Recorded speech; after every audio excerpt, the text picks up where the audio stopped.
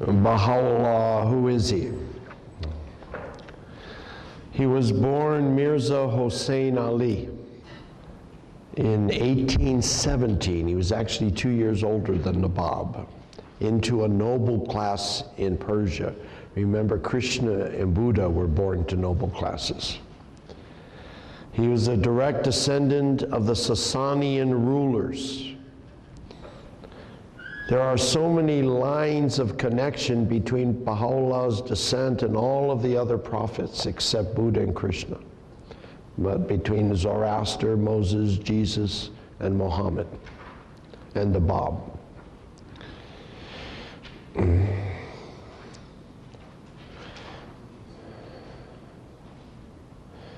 Like the Bab, Baha'u'llah had no formal education.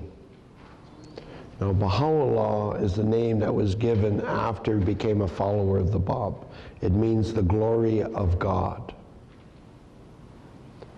And as we remember, many of the prophecies of these other religions, their return, the translation of the names of their return was the glory of God.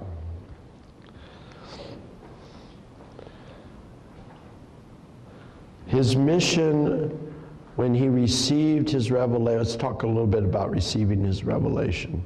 He was in this dungeon under Tehran, and while he was praying, a handmaid appeared floating before his eyes like a hologram, which is symbolic of his mission being given to him.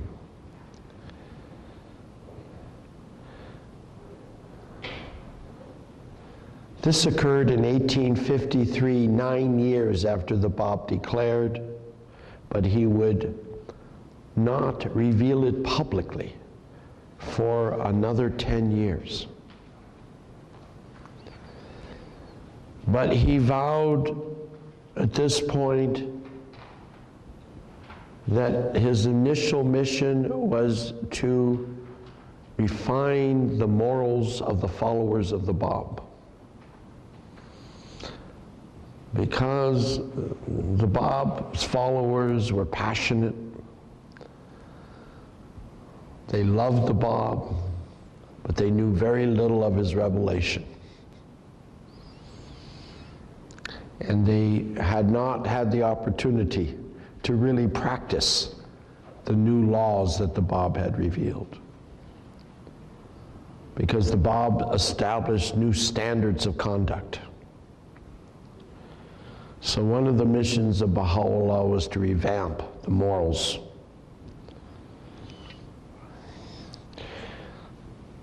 He was waiting his execution when it was decided that he and his family would be spared, and it was decided that he would be exiled to a country that you might have heard about recently called Iraq, and specifically to a city called Baghdad.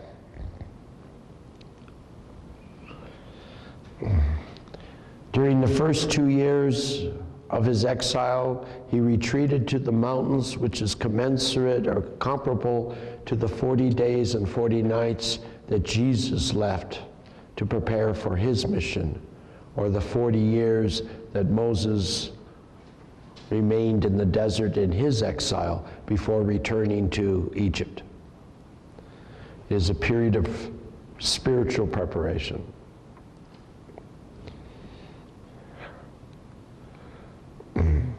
He also left so that he would not be a source of disunity within the Babi community itself, because there was a great flurry of activity to try to find a successor to the Bab. And it was not a good period for the followers during this time. He was then convinced to come back to Baghdad after 2 years, and he became the leader of the Babis. Only a few began to have suspicions of who Baha'u'llah truly was. Again, they recognized him almost innately. See, some people have that capacity. Most did not. In 1863, just prior to his being exiled from Iraq to Turkey, he reveals himself to a select few people, which is considered the beginning of his public declaration. That declaration would actually continue on for a number of years in the form of tablets to kings and rulers. But Rizwan, the Garden of Rizwan outside of Baghdad, was the first time that he made his announcement that he was the promised one, that the Bab had foretold, the one whom God shall make manifest. You see, I didn't want to break the story of the Bab with some of the things he revealed, so I'd like to share with you a few of those. The Bab actually inaugurates a new era for mankind. He closes the prophetic cycle and opens the cycle of fulfillment. He is the one that firmly establishes that the overriding principle of all revelation is the principle of the unity of mankind. To understand the Bab and Baha'u'llah, you could say correctly, the Bab brings unity, Baha'u'llah brings justice. In the new laws that he would establish would include the full equality of men and women. Not merely a spiritual equality, but would launch that new age in which women would find a partnership with men in all activities. The absolute abolishment of all forms of racism, all forms of prejudice, all things that could hinder the oneness of mankind. Class, ethnicity, nationality, racial, religious, and anything else. You see, my friends, actually, there is nobody who is free from prejudice. It is a goal which we can strive towards. But a truly honest person will look within themselves and how they respond to different situations and see remnants of the old order. After Baghdad, he was then shipped to the fortress city of Constantinople, which some 500 years earlier had been conquered by the Turks and the Ottoman Empire. He spent only a few months there. At this time, there was growing disunity within the ranks of the believers. There was a purification process taking place. You see, my friends, that in every revelation, the greatest test that the followers have is their own egos. And that the religion of God always causes those with egos to either change their ways or to destroy themselves. Not physically destroy, but spiritually. This is the true meaning of the fall of Satan. The fall of the archangel who refused to acknowledge Adam in the Old Testament. It wasn't some mythical being who failed to recognize a manifestation who was higher than Adam and failed to lower himself to Adam, because there is nothing in creation higher than the messenger of God. All things are below. The fall refers to those followers who come close to the messenger, who attain high spiritual heights, but then because of their ego and pride, fall down. That is the true meaning of the fall.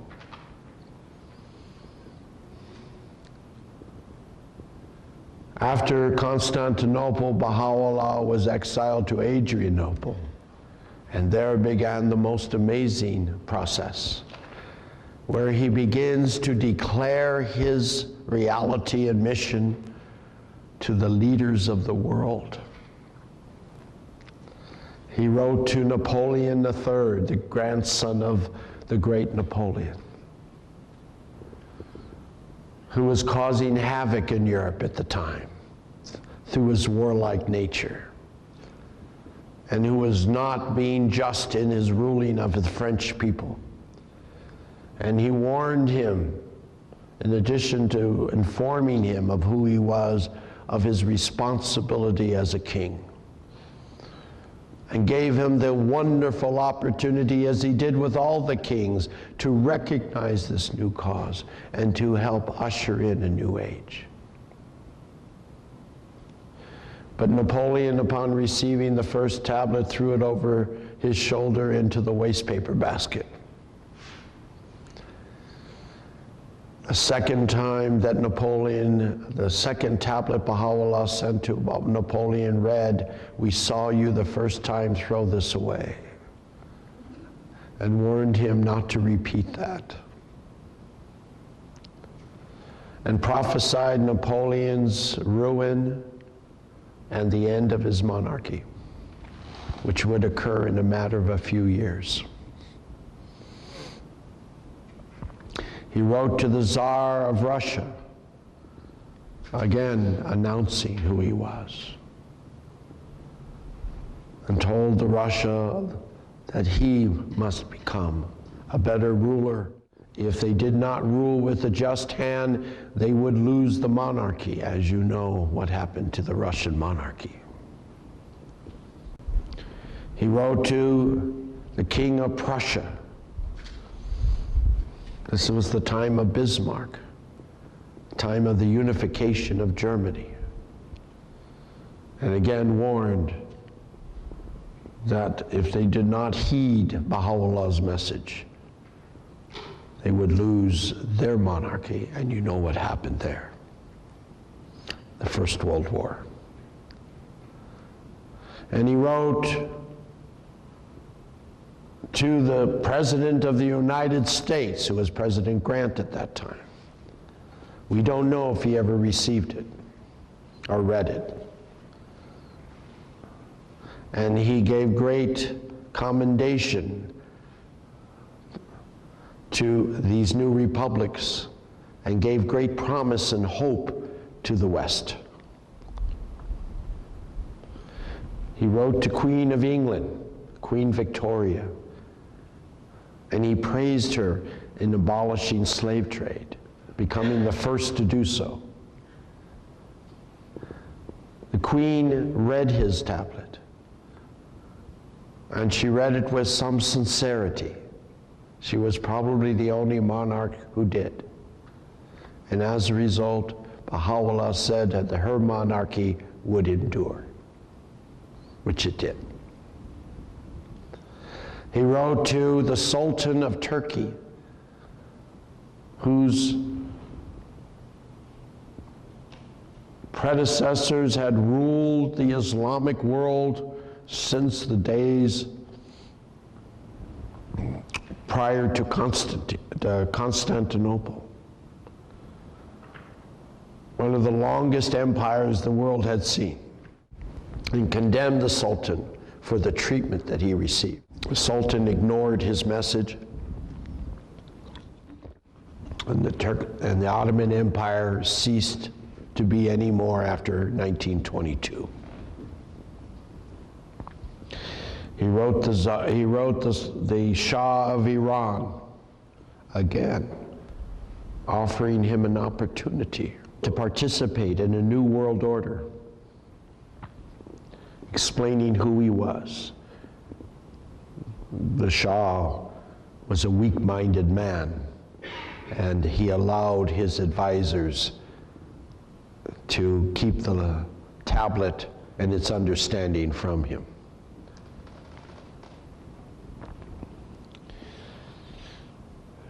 What Baha'u'llah had done at his time in Adrianople was something quite extraordinary. Because of modern communication, he was able to contact directly all the leaders of the world. Major leaders at that time. And he basically gave them the opportunity to create God's kingdom on earth as it is in heaven. He then would write a later tablet in which he would explain that since they had opted to forego that opportunity, that the most great peace that was at their hand would not come for a long time. And they must be satisfied with what is called the lesser peace. He predicted a number of things that would happen as a result of the king's failures to recognize him. He predicted the horrific events of the 20th century. My friends, can you imagine if the kings and rulers had accepted Baha'u'llah and peace and unity had come to the world prior to the turn of the 20th century, what a different 100 years that would have been.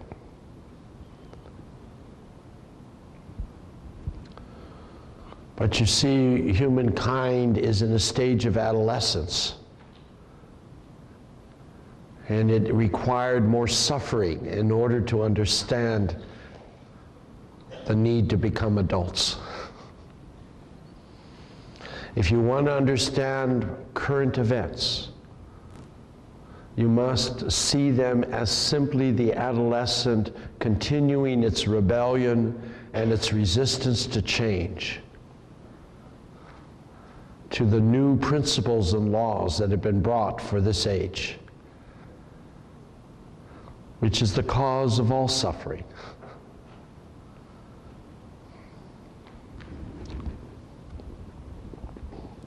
Baha'u'llah claims to fulfill all the promises of past religions. To the Jews, he's the everlasting Father, the Lord of hosts. To Christendom, he is Christ returned in the glory of the Father. To Shia Islam, the return of Imam Hussein. To Sunni Islam, the descent of the Spirit of God, Jesus. To the Zoroastrians, he is the promised Shah Baram, the third Messiah. To the Hindus, he's the reincarnation of Lord Krishna. And to the Buddhists, the fifth and most great Buddha, the Maitreya Buddha. His writings would be given over a period of nearly 40 years. Over 100 volumes of revelation would be revealed in the form of tablets, epistles, letters, and a few books. I'd like to go over some of the major writings that he left. In 1860, 3 years before his declaration, public declaration, he wrote a book called The Hidden Words, which he says contains the essence of all religions. It is the hidden book of Fatima, revealed to her husband Ali to console her after Muhammad's death. A book that was apparently revealed to Ali, was written and given to Fatima, and was then lost. Has the essence of the spiritual teachings of all religions. I'll give you an example of it. O Son of Spirit, love me that I may love thee. For if thou lovest me not, my love can in no wise reach thee. Know this, O servant. Later, he wrote a book of certitude called the Kitab-i-Igan. Kitabi means book, Igan, certitude. This book lays down the doctrinal principles such as progressive revelation, independent search for truth, and the station of the messengers of God. It is from this book that I began some 3.5 years ago, 4 years ago, to change this course to follow those doctrinal principles, reorganize the material so that using the context of religion, I could illustrate what progressive revelation was, independent investigation, and the station of messengers.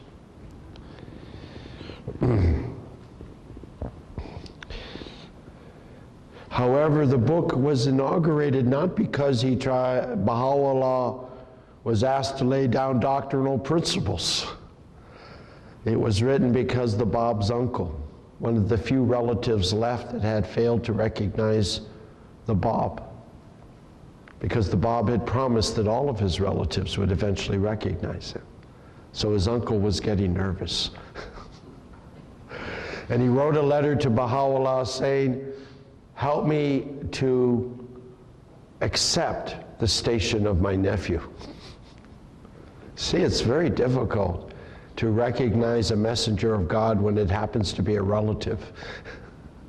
It's a real challenge, because you know them as your relative.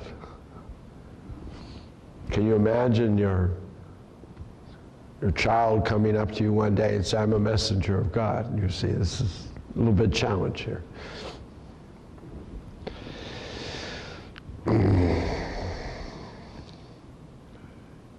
So he helped the uncle understand this by teaching the uncle how to think. You see, Baha'u'llah in this wonderful book actually describes how to search for truth. One of the great challenges we have, my friends, in my opinion, is the scientific community, because they have a very narrow way of looking at searching for truth. They don't realize that truth is a much more complex thing that requires faith. Actually, Baha'u'llah says that without faith you cannot discover truth. You see, to a scientist, that's a contradiction. Prove to me before I believe, is what the scientist will say. The religionist says, believe, and then you will discover why. The openness of the heart and mind is a requirement, Baha'u'llah says, for truth. This was the great difficulty that the clergy had when Christ came, because until they accepted Christ, they could not understand what he was saying.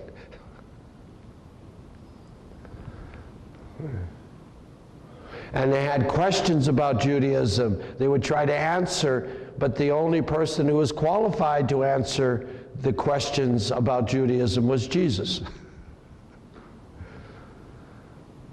It would be like me as a student going to a math professor and telling the math professor that until you prove to me that you are a math professor, I'm not going to listen to you. See, there's a problem there. If you don't listen to the math professor, then how does he prove it to you? You see, it takes a step of faith to even listen with an open heart and open mind.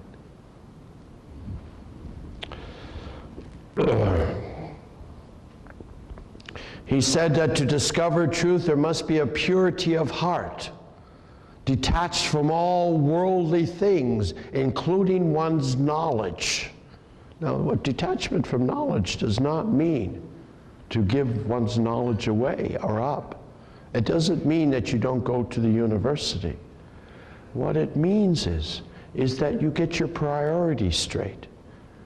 That if this person is claiming to be the mouthpiece of God, he perhaps has greater authority to discuss reality than does a physicist.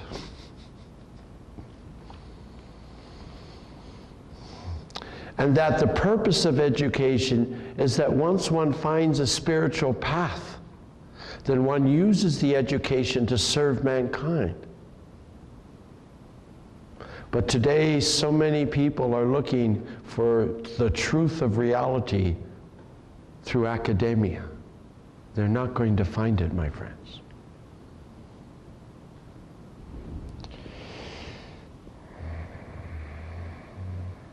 He said that it goes and clarifies the Bab's writings when the Bab said that the purpose of Christianity was the recognition of Muhammad.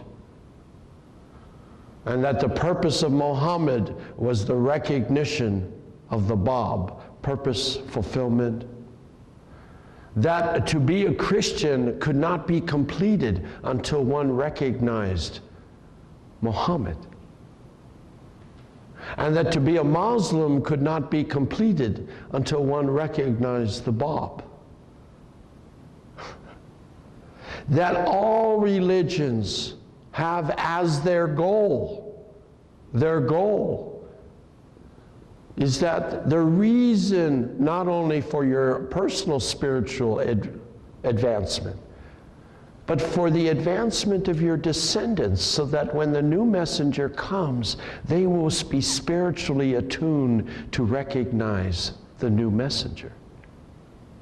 And that failure to recognize the new messenger means a failure to understand one's own religion.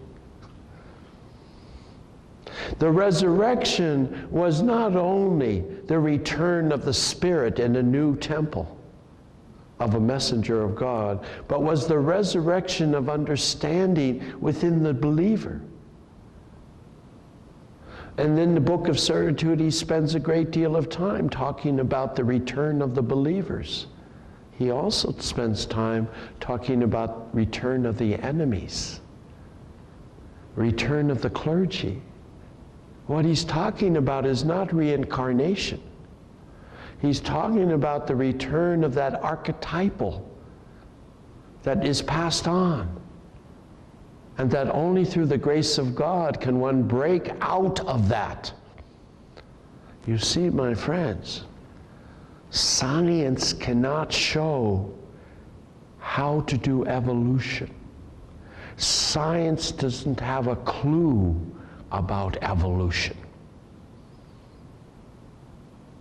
Because evolution is a creative, non-equilibrium event, as we pronounced before. So to break from the past, you need a spiritual force to intercede.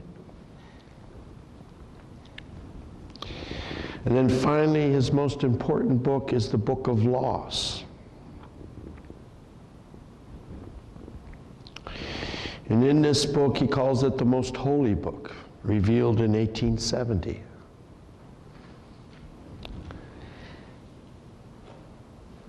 He said that the laws revealed in this very tiny book, I don't have anything that's comparably thin to show you. But I dare say that the Book of Laws is not much bigger than this.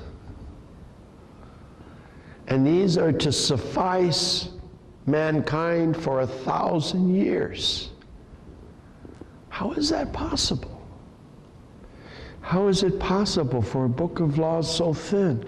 You know, you go down to Eugene, City Hall, into the laws that just govern Eugene, and then you go over to the filing cabinet that says parking meters.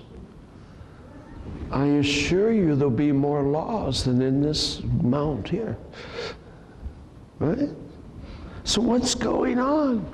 How can Baha'u'llah say, I have given you laws to last 1,000 years? Because within those laws, my friend, he gives the content for the next 1,000 years. Yeah.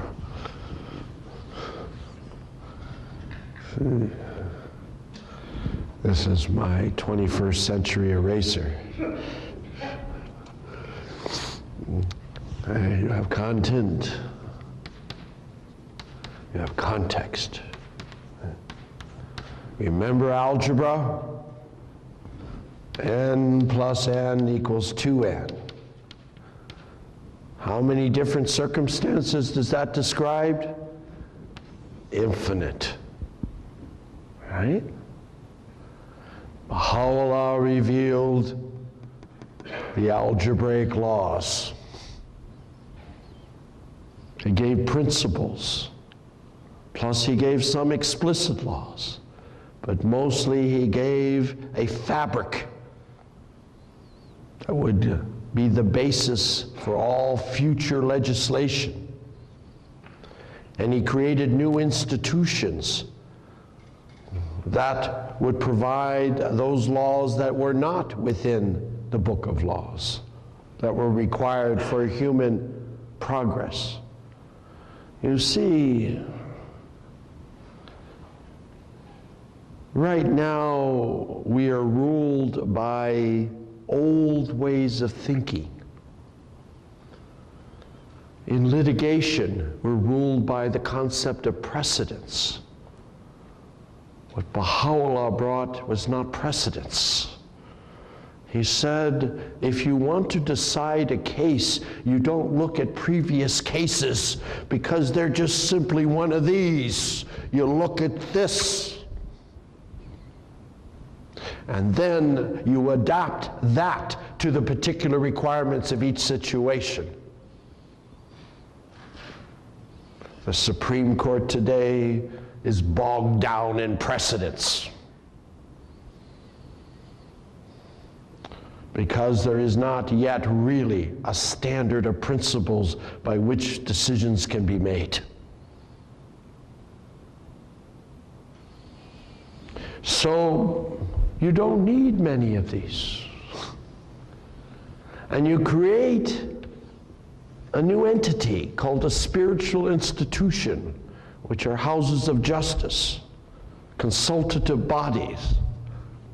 And you develop principles that guide its functioning. What is an institution? Is it a building? No.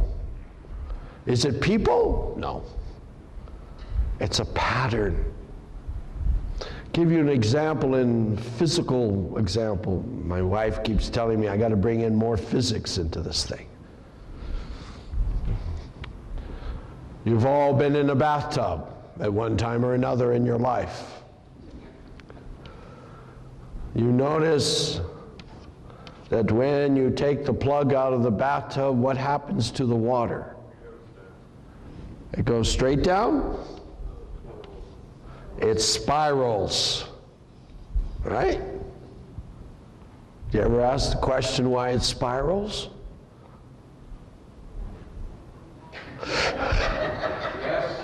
You have. What does nature try to do? It tries to take the easiest route possible. The spiraling is the most efficient way in which water can exit the bathtub. It's called a vortex. And you need to understand the complex science of hydrodynamics to know why the vortex allows more water to flow out. Then why does it go one way in the garden? That's a separate issue, my friend. We have to control the extent of such questions. Otherwise, we'll be here all night. The water could be made the symbol of the flow or unific powers, the power to unite. That is the purpose of Baha'u'llah's revelation.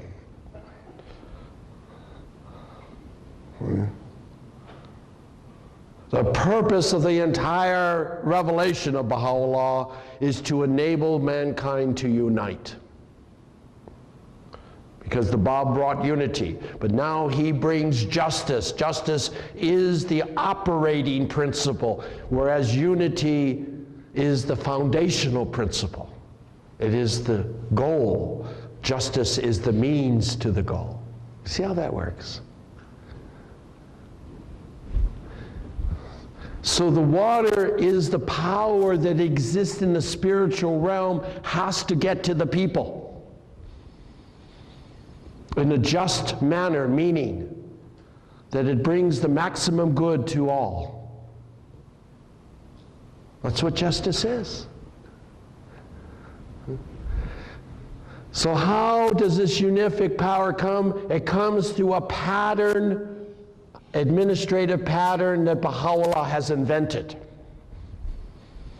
He creates a vortex called administration. And consultation is one of the vehicles of that vortex.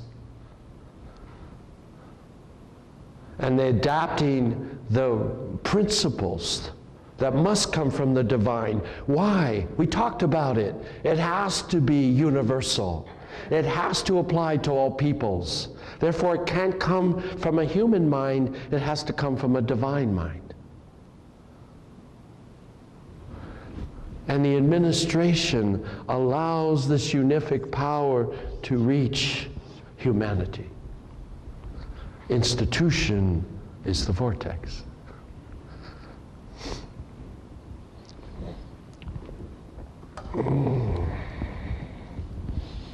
You see, the problem of giving this talk on Baha'u'llah is we're so close to the revelation, we haven't really had much time to think about it. And we have a little bit of experience. You see, actually, it's to last 1,000 years. I believe in 100 years, people will understand this to a far greater degree than the greatest minds that are alive today. Little children will understand it better. My granddaughter's 4 years old. 100 years from now, if she were 4 years old, she'd say, "Grandpa, sit down, I have things to tell you."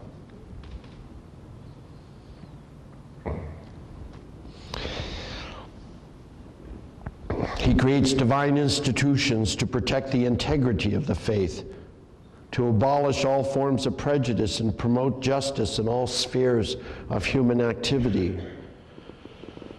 All elected administrative bodies, elected by the grassroots, my friends, are governed by divine principles rather than the mandate of the electorate. You see, what we have today is an abomination. How can you elect the best people when they have to go through such shenanigans? How can people independently make up their mind when they're bombarded by 30-second sound bites?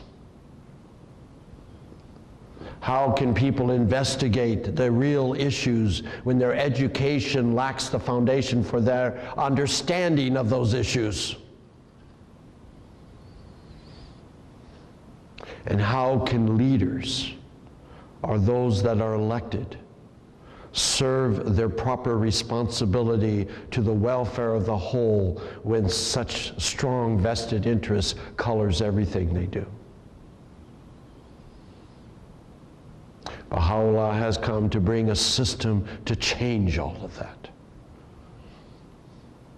But it appears humanity is not sufficiently sick and tired of the present system to really be seeking that change.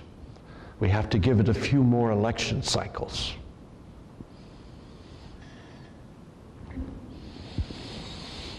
You see, this is not a religion where you have to go out and proselytize. This is simply, at this stage of history, a religion which will naturally answer the questions that are plaguing humanity. People will independently discover the veracity of Baha'u'llah's teachings Not because they're pressured to do so, because it'll be the only thing left standing, in my opinion. That is true of every religion we talked about. It's not unique to the Baha'i faith. Every religion brought the new teachings required for that age, and the longer the people held on to the old ways, the more they suffered. It's just that the degree and intensity has increased many-fold, because we're now a world body. We're no longer little nations. He, in his writings, reinforces the eternal truths, which include the oneness of God, of the messengers, and their eternal and universal teachings. However, he brings a new understanding, a progressive revelation, which says that the social laws are given best suited to the requirements of humanity at their stage of maturation. He helps explain why Jesus changed the laws, why Muhammad changed the laws, because humanity was ready for new laws, as a child is ready for new mathematics in their education.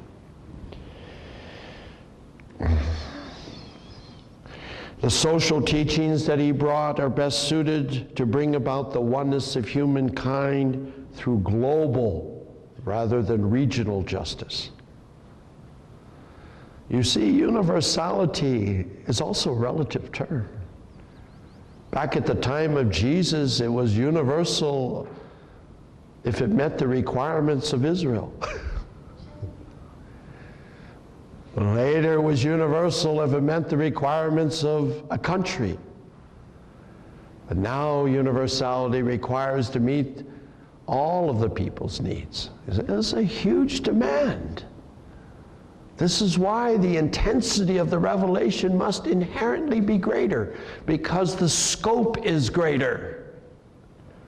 Not because Baha'u'llah claims to be superior to Jesus. This "my messenger is better than your messenger" is over.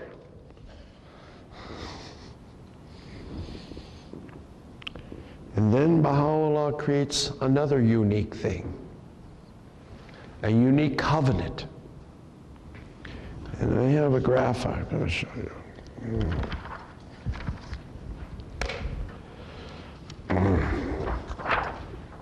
Chart.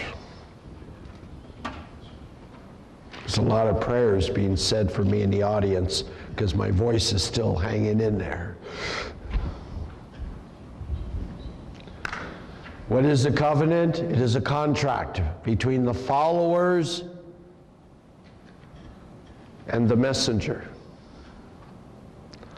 Now, my friends, we have a lot of confusion in our society today. Some of it can be explained by the fact that the people, religious sectors, do not understand their own covenant. My covenant with God is not to watch over your spirituality. It's not my job.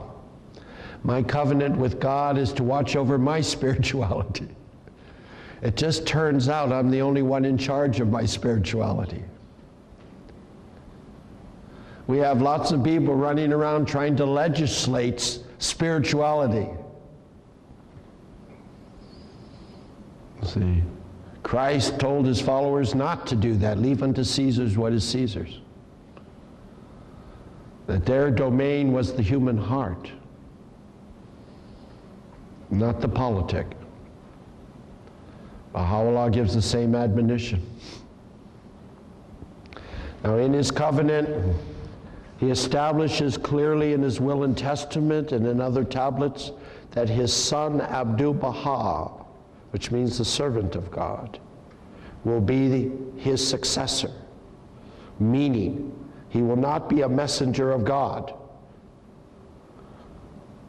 but he will be the sole interpreter of his writings and the center of his covenant, meaning through him the integrity of the Baha'i faith will be secure.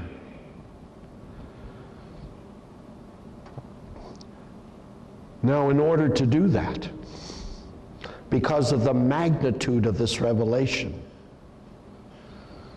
Abdu'l-Baha was created to be a special being. He is not a messenger of God, my friends, but he is not a normal human being. He was created to be the perfect exemplar of Baha'u'llah's teachings. You see, in the past, it was the messenger himself who became the perfect exemplar. But in this day, we need a separate individual to teach us, a Christ-like individual to help us understand how to be, how to understand Baha'u'llah's writings in our lives. So Abdu'l-Baha wrote thousands of letters and tablets explaining Baha'u'llah's teachings. And we have those writings available to us. Such books like Some Answered Questions, Promulgation of Universal Peace, Paris Talks, and others that are talks that he gave while he traveled after being released from prison. Baha'u'llah was in prison all his life. He was under house arrest.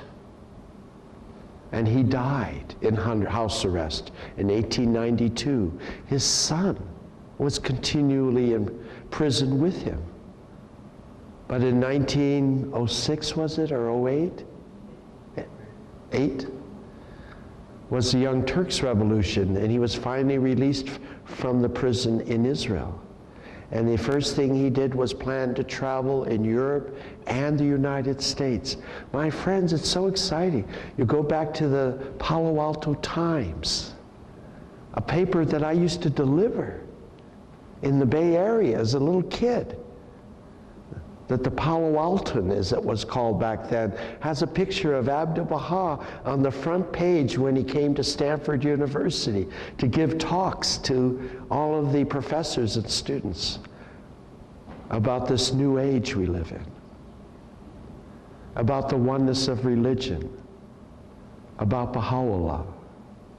And he gave talks all over the United States for some 8 months, going to universities, to churches, to various groups interested in world peace. That's what's nice about having a religion in modern times, you see.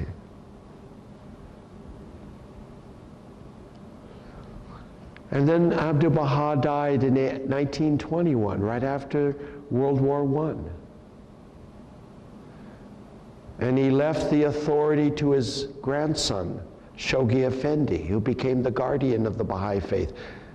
A young man, only 21 years old at the time, who had been trained at Oxford and could, with an extraordinary ability that was endowed and given to him, to translate Baha'u'llah's writings into English so that we can read them.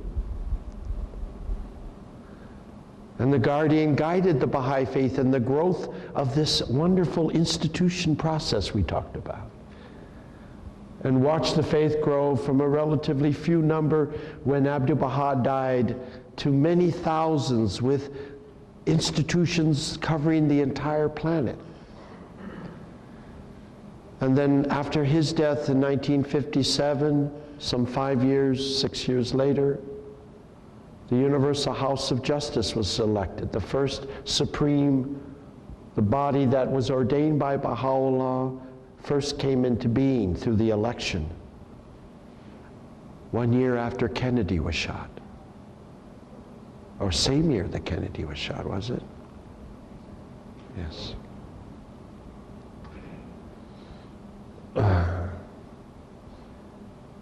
And the Universal House of Justice is now the supreme body, we believe, an infallibly guided body because of the divine processes it uses to guide the Baha'i world for the next 1,000 years.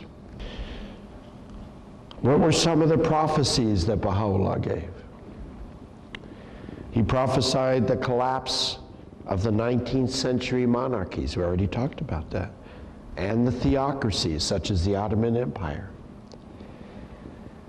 He predicted the ruinous wars of the 20th century, the rise of fundamentalism and terrorism, the rise of American influence. He predicted that the next messenger would not appear for another 1,000 years, before which time a golden age of peace and brotherhood would come about. That this promise would fulfill Christ's prayer that he gave on the Sermon of the Mount when he said, "Thy kingdom come, thy will be done in earth as it is in heaven."